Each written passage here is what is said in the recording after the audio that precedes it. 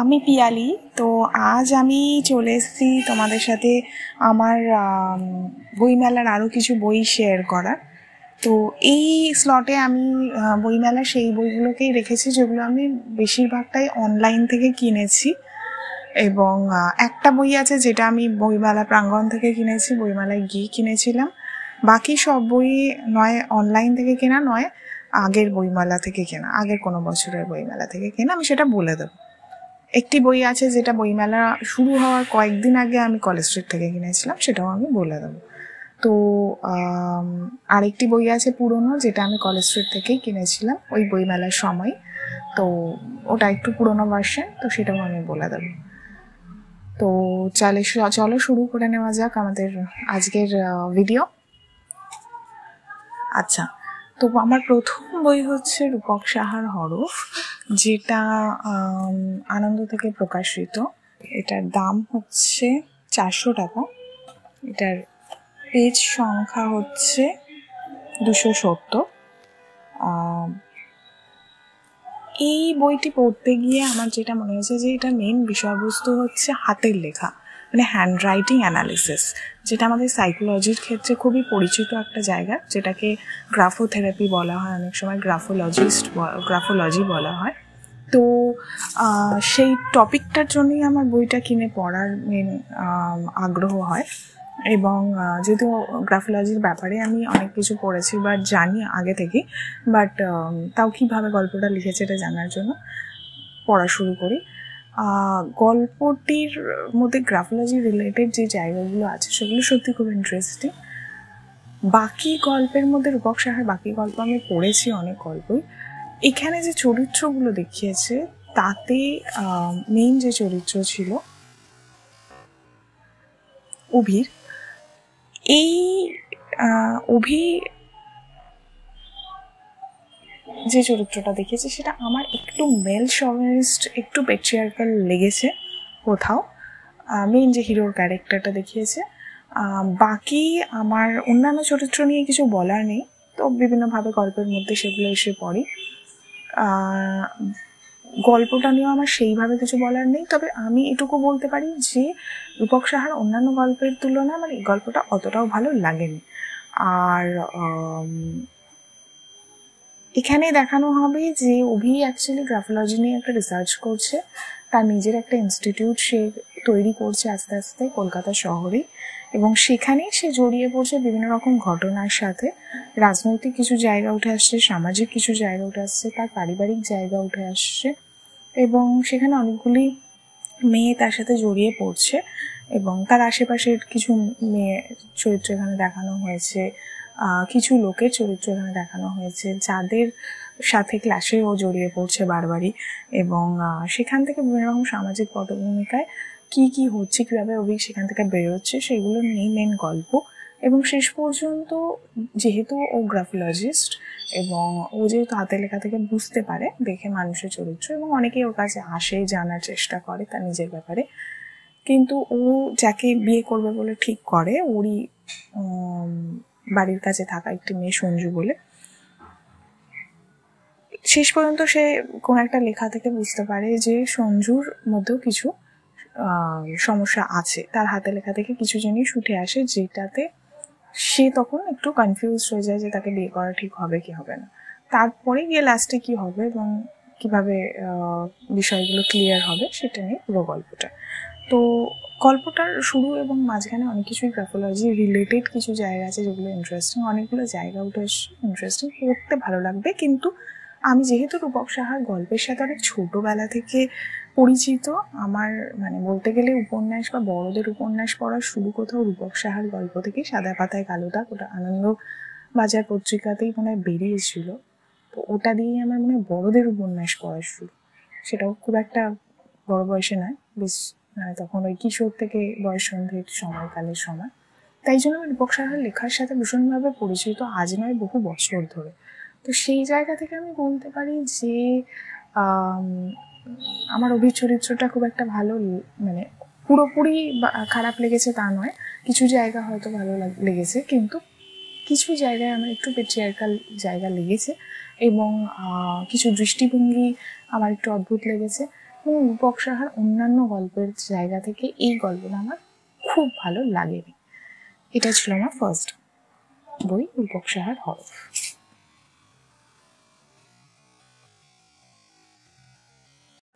আচ্ছা, এর পরের বই যেটা নিয়ে আমি আলোচনা করবো সেটা হচ্ছে অভিক দত্তের লেখা নিপাদের বাড়ি। এটাই আমার প্রথম অভিক দত্তের লেখা পড়া। তো এইটা আমি ওই বইমেলা শুরু হওয়ার কিছুদিন আগে কলেজ স্ট্রিটে থেকেই পত্রভারতী থেকে নিয়েছিলাম নিপাদের বাড়ি বইটি। তো এই যে উপন্যাসটা, এটা আমি তখন থেকে অল্প অল্প করে পড়তে পড়তে এখন গিয়ে শেষ হয়েছে, মানে আমি পুরো একসাথে বসে পড়িনি। তো এই যে বইটি, এই বইটি আমার প্রচ্ছদ দেখে ভীষণ ভালো লেগেছিলো, কভারটা দেখে। তো পড়তে গিয়ে আমার সত্যি খুব ভালো লেগেছে অভিক দত্তের লেখার ধরন থেকে, মানে কারণ অভিক দত্তের লেখা পড়া আমার এটা দিয়েই শুরু। আমার কাছে বিশ্বাস কাব্যের সন্ধানে আছে, কিন্তু আমার এখনো পড়া হয়নি, ওটা থ্রিলার ধরবে হবে হয়তো। প্রথমেই বলবো, প্রচ্ছদ দেখে আমার যেটা মনে হয়েছিল গল্পটা সম্পর্কে সেরকম কিছু লাগেনি, সেরকম গল্পটা নয় অ্যাকচুয়ালি। এখানে একটি মেয়ের জীবন নিয়ে কিভাবে কি হচ্ছে সেটা নিয়েই দেখানো হয়েছে। এবার নিপার যে চরিত্রটা, নিপার বড় হওয়া, নিপার মধ্যে যে একটা পরিবর্তন আসছে তার বিয়ের পরে কি হচ্ছে, এবং এখানে সব থেকে উল্লেখযোগ্য যেটা হচ্ছে তার ফ্যামিলি। সে ছোটবেলা থেকে কিরকম পরিবারের মধ্যে বড় হচ্ছে, সেখান থেকে তার মানসিক সংগঠন কেমন তৈরি হচ্ছে, এবং তার মায়ের ভূমিকা, এটা এখানে অসাধারণভাবে দেখানো হয়েছে। যেভাবে তার মা তার পাশে থেকে গেছে সমস্ত ঘটনায় এবং তাকে সাপোর্ট করে গেছে, সে যেটা চাইছে সেটা পাশেই থেকেছে ভীষণভাবে, যেটা খুব সহজ ছিল না, যেটা খুব সহজ থাকে না সবার জন্যে। বাট তার মা যখন সে বিয়ের রাতে তার নিজের মতামতের পাশে দাঁড়াতে চাইছে, সেই সময় থেকে শুরু করে প্রত্যেকটা ঘটনায়, প্রত্যেকটা সময় যখন এবার এগিয়ে যাচ্ছে, কিছু এমন আচরণ করছে যেটা হয়তো অন্য পরিবারে সেটা সেইভাবে অ্যাকসেপ্টেডই হতো না, বা তাকে অনেক কিছু শুনতে হতো, সেখানে মা কত শান্তভাবে সেখানে তার পাশে থাকছে, কত সুন্দরভাবে তাকে বোঝার চেষ্টা করছে, এবং তার মায়ের যে দৃঢ়তা, সেই জায়গাটা ভীষণ সুন্দরভাবে দেখানো হয়েছে। এবং তার সাথে সাথে নিপার চরিত্রটাও দেখানো হয়েছে, নিপার মধ্যে কী কী হচ্ছে, কোন ঘটনা একটা মানুষকে নাড়িয়ে দিতে পারে। একটা বাচ্চা মেয়ে বড় হতে হতে কত কিছু দেখছে, তার জীবনের উপর কী প্রভাব পড়ছে, তার আশেপাশের মানুষগুলো কীরকম, তার জীবনের বিভিন্ন ধরনের চরিত্র, বিভিন্ন ধরনের মানুষ কীভাবে উঠে আসছে, এই জায়গাগুলো নিয়েই পুরো গল্পটা পড়তে ভালো লেগেছে আমার, সত্যি খুব ভালো লেগেছে, অন্য রকম লেগেছে। এটা কোনো প্রেমের গল্প বা সামাজিক গল্প এরকম আলাদা করে কিছু নেই, এর মধ্যে সমস্ত কিছু আছে, সমাজ, রাজনীতি, প্রেম, সব কিছুকেই খুঁজে নিতে হবে। মেইন চরিত্র নিপা এবং তার মা, এবং তাদেরকে ঘিরে বিভিন্ন ধরনের আরও চরিত্র, আরও ঘটনা, আরও জীবন উঠে আসছে, এবং শেষ পর্যন্ত তারা কিসের পাশে থাকছে, সামাজিক চিন্তাভাবনা না তাদের নিজেদের দৃঢ়তা, এই জায়গাটা নিয়ে পুরো গল্পের কেন্দ্রীয় বিষয়বস্তু। এবং যেটা আমার মনে হয়েছে যে সামনে এই যে উইমেন্স উইকের মধ্যে দিয়ে আমরা গেলাম, যে নারী সত্তা, নারী চরিত্র নিয়ে আমরা কথা বলি, সেখানের ক্ষেত্রে একটি বড় এবং ভালো বই হয়ে দাঁড়াবে হয়তো নিপাদের বাড়ি অভিক দত্তের, যেখানে মেয়েদের যে চরিত্রায়নটা সেটা খুব সুন্দরভাবে দেখানো হয়েছে এখানে কিছু কিছু জায়গায়। পুরো বই জুড়েই হয়তো নিপার মা এবং নিপার চরিত্রটা এই উইমেন্স ডে উপলক্ষে ভীষণ একটা মনে রাখার মতন জায়গায় থেকে যাবে। এই ছিল আমার নেক্সট বই, নিপাদের বাড়ি অভিক দত্ত।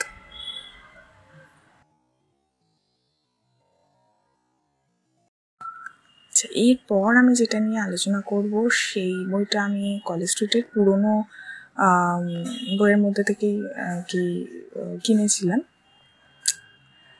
তো এটা হচ্ছে একা, সুচিত্রা ভট্টাচার্যের লেখা। তো এটা ওই জন্য আমি কিন্তু এই বইমেলার সময় কিনেছিলাম, তাই এটা বইমেলা স্লটের মধ্যেই রাখছি আমি।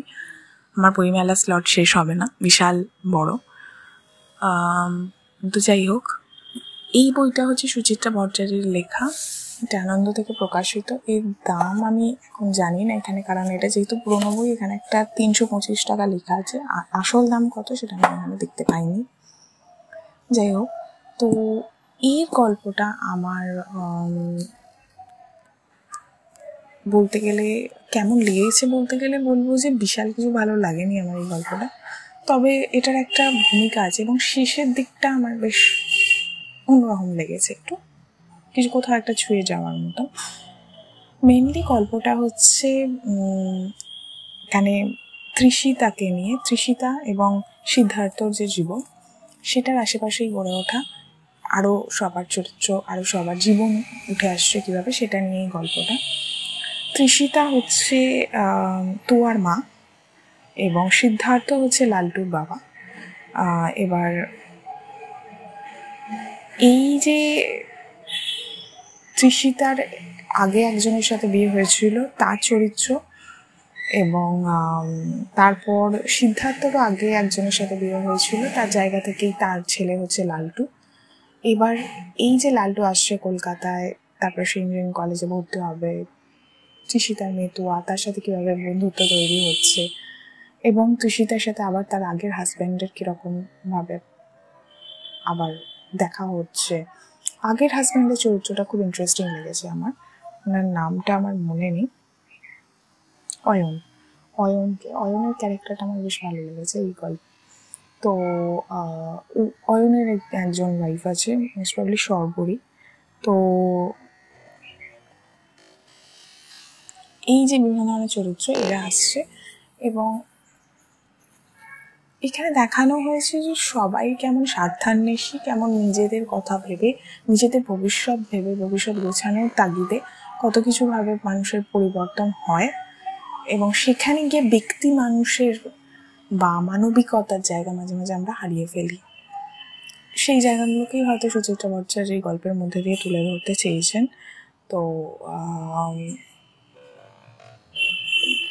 গল্পটা মোটামুটি একটা যেভাবে সাধারণ লাগলেও তার ভিতরে অনেক রকমের জটিলতা আছে, সেগুলোকে পড়তে পড়তে বুঝতে হয়, অনুভব করতে হয়। এখানে তোয়াকে খুব অনেক বন্ধু বান্ধবের মাঝেও কিছুটা একাকিত্বের মধ্যেও থাকে, লালটুরও অনেক কিছুর মধ্যেও নিজেকে একা ফিল করে এবং দেখতে পায় তার আশেপাশে মানুষের মেইন চরিত্র কেমন, তারা কেমন ব্যবহার করছে এবং তাদের ভিতরে কি চলছে। এই জায়গাটা নিয়েই গল্পটা, যে কোনো মানুষ ব্যবহার কেমন করছে আর তার ভেতরে কি চলছে, কত রকমের লেয়ার্স হয় একটা মানুষের মধ্যে, এটা নিয়েই গল্প। এবং শেষ পর্যন্ত লালটু কী করবে এবং কী হবে, এই জায়গা থেকেই পুরো গল্পটা চলেছে। তো আমার খুব ভালো লাগেনি গল্পের প্লট, বাট হ্যাঁ, এটা একটা বাস্তবিক জায়গা এবং যে যে জায়গাগুলো উঠে এসছে সেগুলোরও হয়তো আমাদের জীবনের একটা বড় ভূমিকা আছে, অনেক কিছু বোঝা যায়, অনুভব করা যায়, এবং শেষের দিকটায় গিয়ে সত্যি অনুভব করার অনেকটা জায়গা ছিল। তো এই ছিল আমার নেক্সট বই, একা, সুচিত্রা ভট্টাচার্য।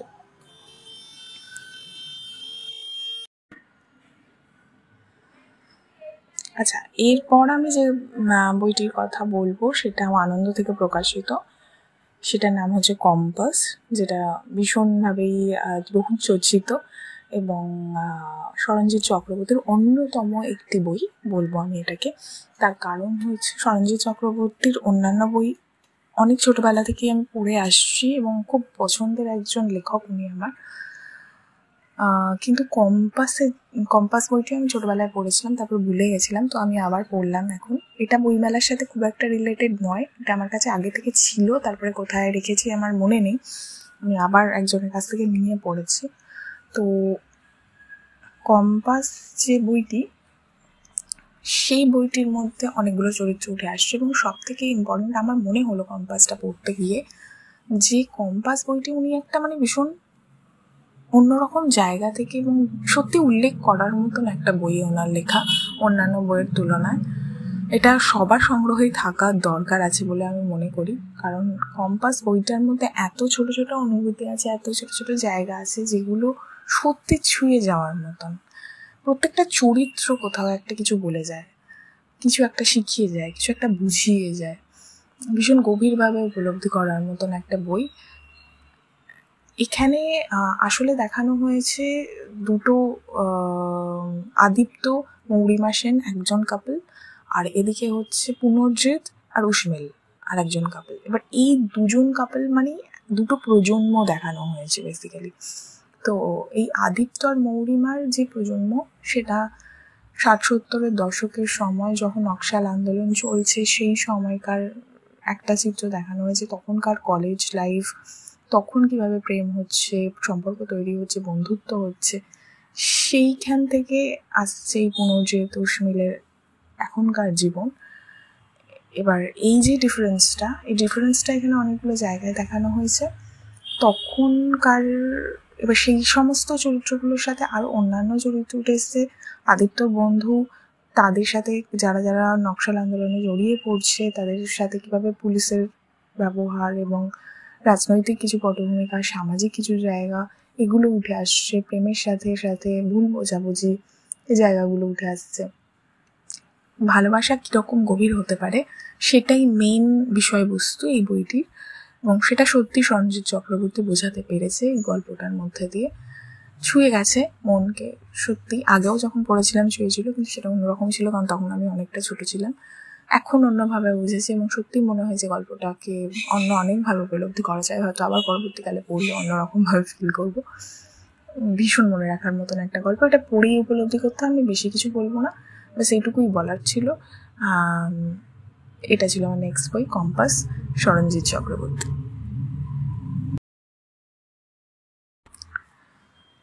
আচ্ছা, এর পরের যে বইটির কথা আলোচনা করব, এটাও আমার ভীষণ প্রিয়, মানে এই সিরিজের এই যে আজকে যে কটা বই দেখাচ্ছি তার মধ্যে ভীষণ ভীষণ ভালো লাগার একটা বই।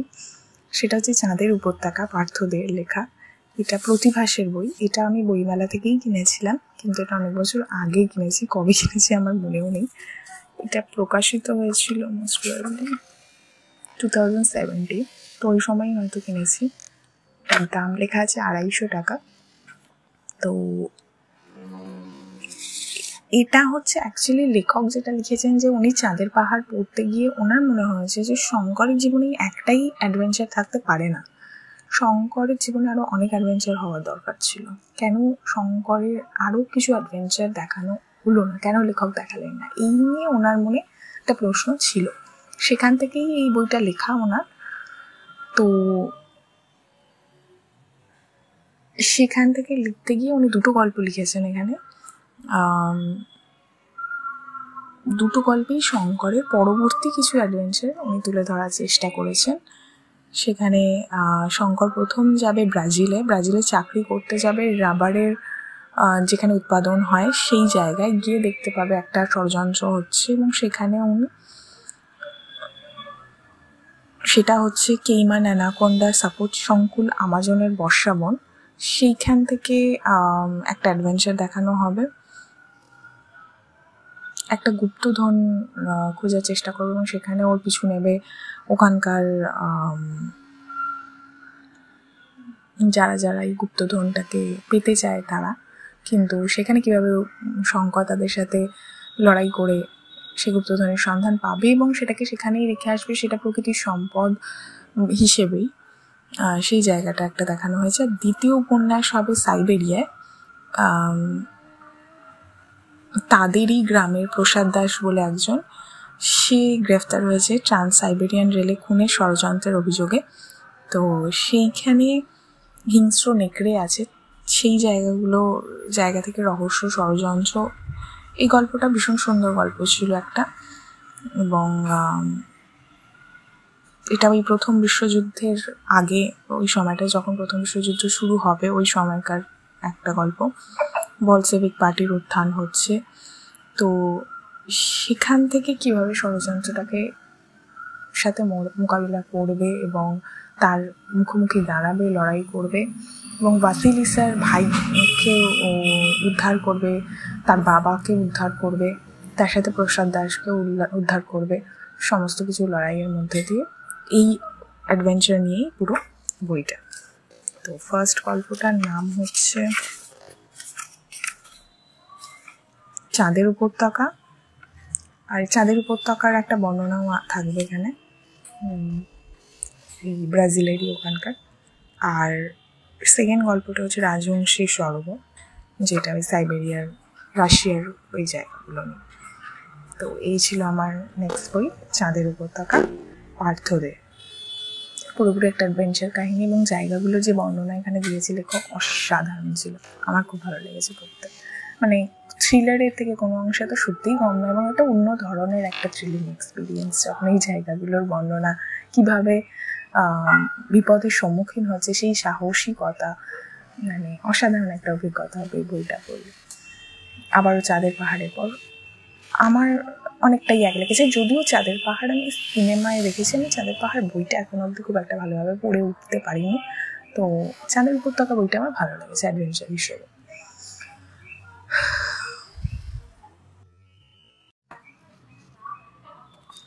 আচ্ছা, এরপর যে বইটার কথা বলবো, এটা আমি বইমেলার প্রাঙ্গণ থেকে এই বছরই কিনেছি, 2025-এর বইমেলা থেকে, গুরুচণ্ডাল থেকে প্রকাশিত ছায়ার পাখি, যেটা লেখক হচ্ছে কে।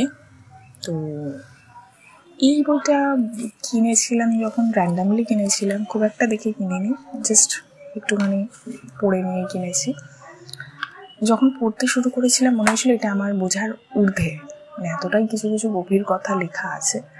কিন্তু কাল যখন আমি পড়ে শেষ করলাম তখন আমার মনে হয়েছিল এটা আমার কতটা দরকার ছিল, কারণ শেষের দিকের কিছু লেখা এতটা সুন্দর, এতটা ছুঁয়ে যাওয়ার মতন, মানে সেটাও বলে বোঝানোর মতো না। এই বইটা একটু গল্পের থেকেও বড় কথা মানুষের মানসিক অনুভূতি নিয়ে কতটা গভীরভাবে লেখক ভেবেছেন, উপলব্ধি করেছেন, সেই জায়গা নিয়েই লেখা কিছু লেখা। তো মানে ভীষণ গভীর একটা বই, ভীষণ সুন্দরভাবে উপলব্ধি করা যায়, এবং সব থেকে বড় কথা বইটা বারবার পড়ার মতন একটা বই। একবার পড়ে যতটা না বোঝা যাবে, বারবার পড়লে আর অনেকভাবে বোঝা যাবে। তো এটা আমি মানে ভীষণভাবেই বলবো যে এটাকে পড়ে দেখতে পারো। উনি কিন্তু বেশ ভালো লিখেছেন, বিশেষ করে শেষের দিকের কিছু লেখা আমার খুব ভালো লেগেছে, ভীষণ ভালো লেগেছে। শেষের দিকে দুটো লেখা তো আমি বলবো, বলছি, বাহির হয়ে এসো, বুনো ঘোড়ার খোঁজে, ব্ল্যাক আউট ডাইনিং, এই 3টে লেখা অসাধারণ ছিল। প্রত্যেকটা লেখাই অসাধারণ, একটু পড়ে বোঝার সময় নিয়ে পড়তে হবে। যদিও বইটা খুব ছোট, কিন্তু এটা সময় লাগবে বুঝতে। তো এটা ছিল আমার পরের বই, ছায়ার পাখি। এখানে মূলত ওই কিছু অনুভূতি নিয়েই, মানে অনুভূতির স্বাদ, শূন্যতা, বর্ণগন্ধ, এগুলোকে কতটা গভীরভাবে উপলব্ধি করা যায় সেই জায়গা নিয়েই লেখা বইটা। যাই হোক, এটার নাম হচ্ছে ছায়ার পাখি। আচ্ছা, এরপর আমি দুটো বইয়ের কথা বলবো, যেগুলো আমি বই হিসেবে তো পড়িনি, আমি পড়েছি পূজাবার্ষিকী থেকে, বর্তমান পূজাবার্ষিকী থেকে, কিন্তু এগুলো বই হিসেবে বেরিয়েছে দেব পাবলিকেশন থেকে। একটা হচ্ছে বাণী বসুর রাধির পাঁচালী। এই গল্পতে রাধি একটা চরিত্র দেখানো হয়েছে যে কলকাতা শহরে কাজ করতে আসবে, তার একটা ছোট পরিবার আছে, সেই পরিবারকে সাপোর্ট করার জন্যই সে আসবে কলকাতা শহরে কাজ করতে, এবং তারপরে কীভাবে সেই একটা পরিবারের মধ্যেই আসবে, বড় 51 পরিবার, সেই পরিবারের যে বয়স্ক মহিলা আছে তাকে দেখাশোনার কাজে আসবে, এবং সেটা করতে গিয়ে পরিবারের মানুষদের কতটা কাছাকাছি চলে আসবে, সেই বয়স্ক মানুষটির কতটা কাছাকাছি চলে আসবে, সেখানে একটা সম্পর্ক তৈরি হবে। রাধির যে মধ্যেও একটা, যদিও সে কাজ করতে আসছে পরিচারিকার, কিন্তু তার যে দৃঢ়তা, তার যে একটা চরিত্র আছে, সেই জায়গাটা নিয়েই গল্পটা। খুব ভালো লেগেছিল আমার গল্পটা, আমি অনেকদিন আগে পড়েছিলাম, তো গল্পটা বেশ ভালো ছিল। এটা পড়ে কেউ দেখতে পারো, যদি কেউ ডিসাইড করে থাকো যে রাধির পাঁচালী কিংবা বাণী বসু দেশ থেকে, তো অবশ্যই পড়ে দেখতে পারো, বেশ ভালো ছিল গল্পটা।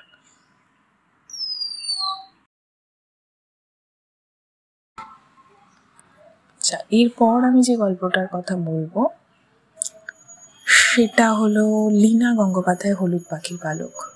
এটাও একটা অসাধারণ গল্প, এটা আমার ভীষণ ভালো লেগেছিলো, এটা ভীষণ ছুঁয়ে যাওয়ার মতন গল্প। এখানে একটা বাচ্চাকে দেখানো হবে, বাচ্চাটার এক সেকেন্ড,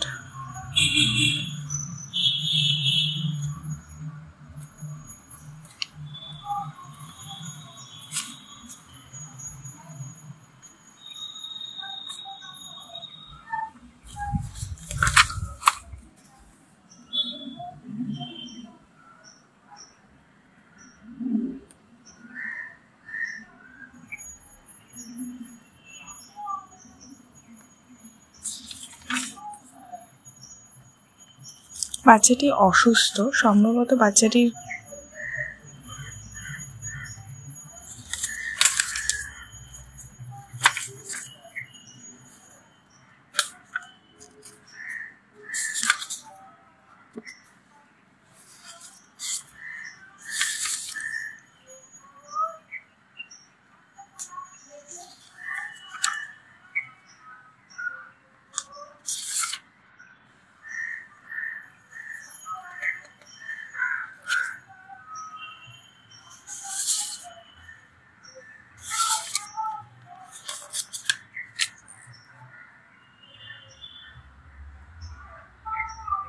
বাচ্চাটির নাম ডোডো। এবার বাচ্চাটি ভীষণভাবে অসুস্থ, সম্ভবত বাচ্চাটির ক্যান্সার ছিল।